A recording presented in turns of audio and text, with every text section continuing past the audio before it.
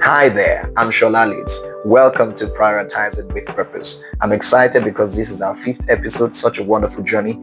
And in the last episode, we talked about times and seasons and the place of obedience in determining our times and seasons. Moving on today, we will be looking at what I call definitions and recognitions. Very powerful. I'll start out with the fact that a lot of times emphasis is created on asking. Okay, Matthew 7:7 says that ask and it shall be given unto you, but we do not place as much emphasis on receiving because that is going to be by faith. The Bible says in 1 John chapter 5 verse 14, it said, this is the confidence that we have in him, that if we ask anything according to his will, he hears us. The will of God in prayer is answer, okay, but it's going to be by faith. And now that faith needs some expression, okay. The expressions of our faith is exactly where we miss out a lot of times, because God is going to bless us on the wings of relationships. All of the things that God has promised us are going to happen via strategic and divine relationships. Now, we may also miss out on those relationships because we do not know how to deploy attention,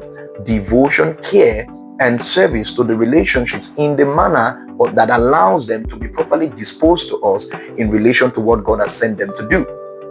You see that now, and that leads us to definitions and recognitions. In the book of 2 Kings chapter 4 verse 8, after the widow of one of the sons of the prophet has had that miraculous experience with the prophet Elisha, the Bible says in verse 8, he was headed to Shunem, and there was a Shunammite woman right there, a great woman, influential, okay, that eventually beckoned on Elisha to come into their home, and they gave him bread and did that. And the Bible says he would oftentimes, go pass by, and as much as he passed by, they would invite him over, to the point where the woman paused for a moment and called the husband and said, behold, now I perceive that this is a holy man of God. Let's not just allow him to just come and then we give him food. I think there is more to this, because this is a holy man of God. Let us make a room for him. Let us make a bed for him. Let us put a stool there. Let us put a light. Let us make him comfortable. And so when Elisha came the next time, they made a room for him. He came in and he didn't just go out. He stayed in for a while,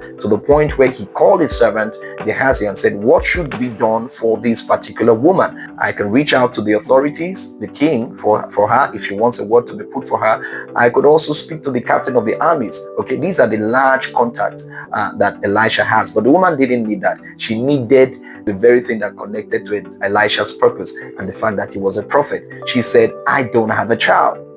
You see that now? And Elisha said, by this so and so time, you are going to deliver a child. And it happened exactly as Elisha said. Why? It all started because the woman perceived rightly. She discerned that this was a prophet. Okay, so he was coming by naturally, but the purpose was not natural, it was supernatural. And she was able to recognize properly, and that recognition and definition led to her deploying the required attention, devotion, care, and service that was going to eventually deliver her blessings to her. And this is the point that we really need. We just think that it's all about asking, but the truth of the matter is, just like my apostle said, while Matthew 7:7 says, ask and it shall be given unto you, Jesus in Luke 6 also says, give and it shall be given unto you. So in the case where you are asking and it looks as though you are not receiving, then you might just need to give, okay, because that is also a way to receive. And that's exactly what we are talking about. Okay, as much as there are certain things that we are asking, we also need to be disposed to giving service, devotion, attention, and care to the supernatural relationships that God has placed for us to deliver that which He has given to us, because that is exactly where we miss out on a lot of times. And I'll say this last before we round this up. The truth of the matter is, it's going to happen in the most natural way possible. Okay, we miss out on divine moments of purpose because they come in so naturally. They happen so naturally, just the same way the prophet Elisha was just passing naturally, until she defined that this is not just an ordinary moment, this is a divine moment. The same way too on the other side, okay, toxic things can also continue to happen, okay, unless we define it. Define this relationship for what it is, recognize this relationship for what it is, and give what it deserves. Don't treat a colleague as a confidant. Don't treat a pastor as your friend.